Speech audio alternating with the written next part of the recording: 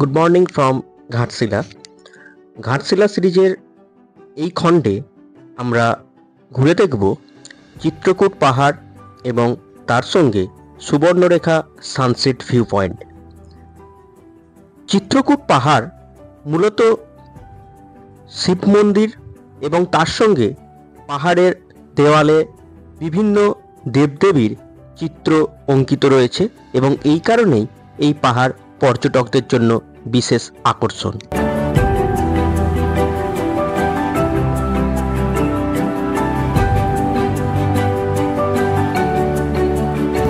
পাহাড়ের দেওয়ালগুলোতে পাথর কেটে কেটে যে বিভিন্ন রং করে শিব, দুর্গা, সাপ এগুলোর ছবি অঙ্কন করা হয়েছে এবং এই চিত্রকূট পাহাড়ে আস্তে আস্তে হঠাৎ ওয়েদার চেঞ্জ, একেবারে মুড়ি মুড়ি বৃষ্টি পড়ছে, তার মধ্যেই আমরা দেখে নিচ্ছি।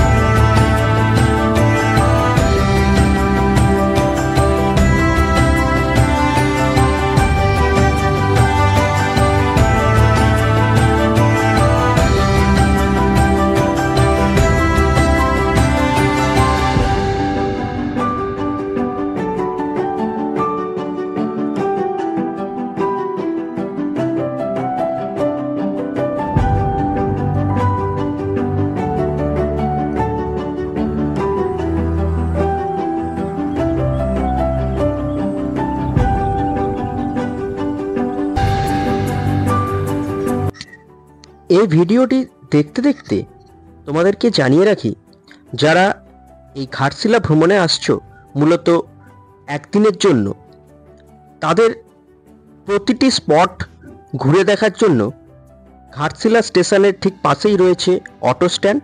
এই অটো স্ট্যান্ডের ফেয়ার প্রাইস বা মূল্য কীরকম রয়েছে তোমরা সেটা স্ক্রিনে দেখতে পাচ্ছ।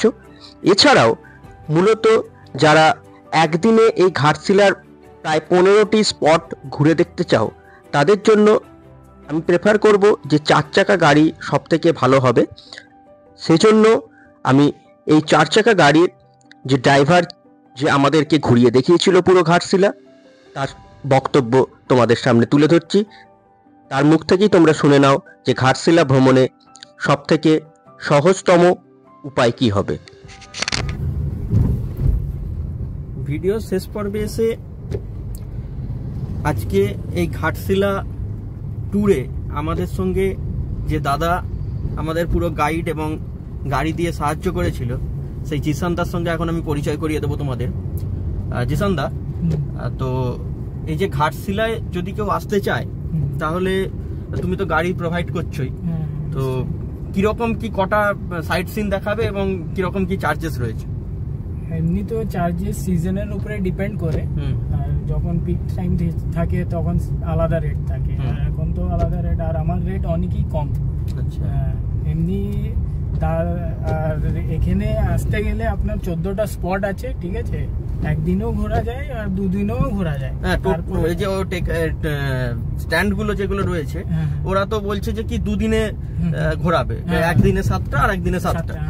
তুমি কি একদিনেই 14টা ঘুরিয়ে দেবে? হ্যাঁ, একদিনে 14টা ঘোরা যাবে, ওটা আপনার ডিসিশন থাকবে, একদিন থাকবে না দুদিন থাকবে। কেউ যদি নাইট স্টে করে সেক্ষেত্রে 2 দিন ঘোরালে ভালো হয়, আর যদি নাইট স্টে না করে তো আপ ডাউন করলেও কোনো অসুবিধা নেই। আচ্ছা, অসুবিধা নেই। আর এমনি আপনার জামশেদপুরও কভার করতে পারো, এখানে গেলে জামদিল আছে, দলমা আছে, আচ্ছা, ডিমনা লেক আছে, জুবলি পার্ক আছে। জামশেদপুর গেলে এক্সট্রা একটা চার্জেস লাগে, ওটা এক্সট্রা চার্জেস থাকে, ওটা আমি করে দিই। আচ্ছা, ঘাটশিলা থেকে, কেন ঘাটশিলা থেকে আপনার জামশেদপুর যাওয়ার পথে অনেক কিছু দেখার আছে, পাহাড় আছে, পুরো একদম বিউটি সিনিক রাস্তা পুরো একদম। আচ্ছা, তো এই যে 14টা সাইট সিন মোটামুটি একদিনে কভার করে দেবে? তাহলে একদিনে কভার করে দেই। এমনি 3000 টাকা নেই আমি, ঠিক আছে, আর এমনি দাদার চ্যানেল থেকে আপনারা আসলে কিছু আমি ডিসকাউন্ট করে দেবো দাদার রেকমেন্ডেশনে। দাদার নাম, চ্যানেলের নাম বললে আমি কিছু কনসেশন করে দেবো। ওকে ওকে দাদা, জিসানদার নাম্বারটা দিয়ে দাও। হ্যাঁ, আমার নাম্বারটা রয়েছে 7004620673। আচ্ছা, আমি ডেসক্রিপশন বক্সেও দিয়ে দেবো এবং স্ক্রিনেও দিয়ে দেবো এই দাদার নাম্বার। তোমরা যারা আসতে চাইছো তারা অবশ্যই দাদার সঙ্গে যোগাযোগ করে নাও, তাহলে অবশ্যই একদিনে পুরো ঘাটশিলা মোটামুটি ওভারঅল ঘুরে নিতে পারবে তোমরা।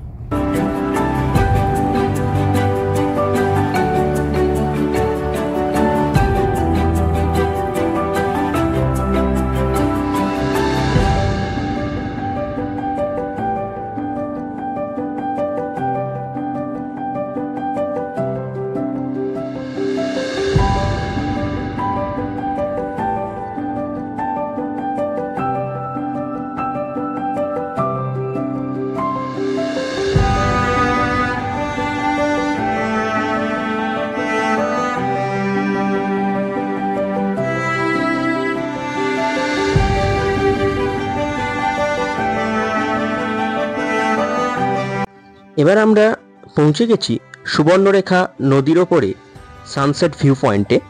মূলত সূর্যোদয় এবং সূর্যাস্তের সময় এইখানে সূর্য কিভাবে উদিত হচ্ছে বা অস্তমিত হচ্ছে তা দেখার জন্য দর্শকরা এখানে ভিড় করে থাকেন।